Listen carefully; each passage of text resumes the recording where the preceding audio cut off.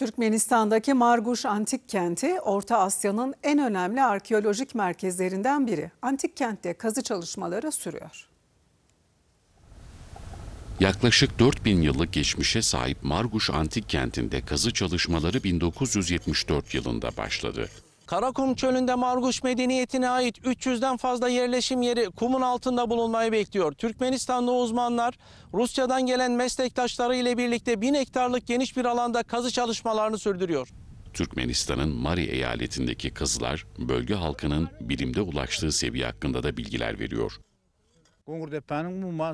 Gonurtepe'de 25 hektarlık alanı inceledik.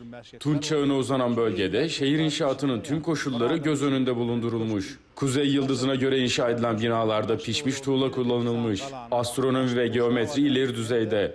Bugüne kadar merkezde bir kale, etrafında ateş tapınağı, kurban tapınağı, su tapınağı ve kral ocağı gibi yapılar keşfettik. Kazı çalışmalarında bulunan eserler Türkmenistan Devlet Müzesi'nin en değerli hazineleri arasında yer alıyor. İnsanlar ölümden sonra hayatın devam ettiğine inandıkları için hizmetçileriyle, evcil hayvanları ve eşyalarıyla birlikte gömüldükleri ortaya çıktı. Mezarlarda çanak çömlekler, gümüş, altın ve bronzdan yapılmış vazo ve kolyelerle makyaj malzemeleri bulundu. Bütün bunlar bize Marguş halkının gelişmişliğini, bakımlı ve süslü olmayı sevdiğini gösterdi. Bölgenin tarihi geçmişiyle gelecekte önemli bir turizm merkezi olması bekleniyor.